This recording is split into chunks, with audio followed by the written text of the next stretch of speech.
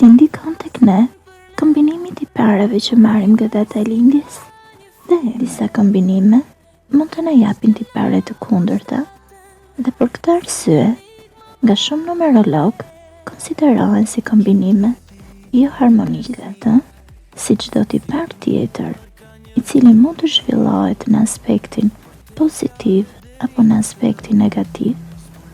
Edhe kombinimi disharmonik mund të shfrytëzohet në aspektin pozitiv apo negativ. Si në një kombinimi të tillë, personi mund të ndjejë vështirësi dhe të humbas energji në përcaktimin nëse duhet të veprojë sipas alternativës së parë apo të kundërtës. Nëse personi mëson ti përdor këto cilësi në vendin dhe në kohën e duhur, atëherë kjo vështirësi shndërrohet në të kundërtën e saj në një plus të madh.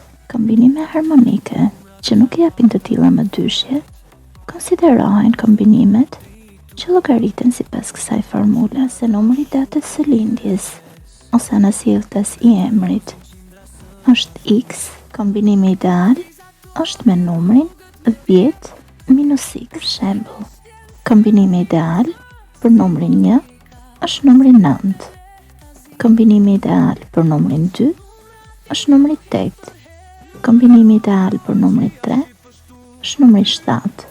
E kështu me radhë. Këto kombinime sillin tipare harmonike, por nëse personi dëshiron të theksojë më tepër apo ta ulë peshën e një tipari të caktuar, atëherë bën kombinime të tjera për të vlerësuar nëse këto tipare i shërbejnë për një fushë të caktuar.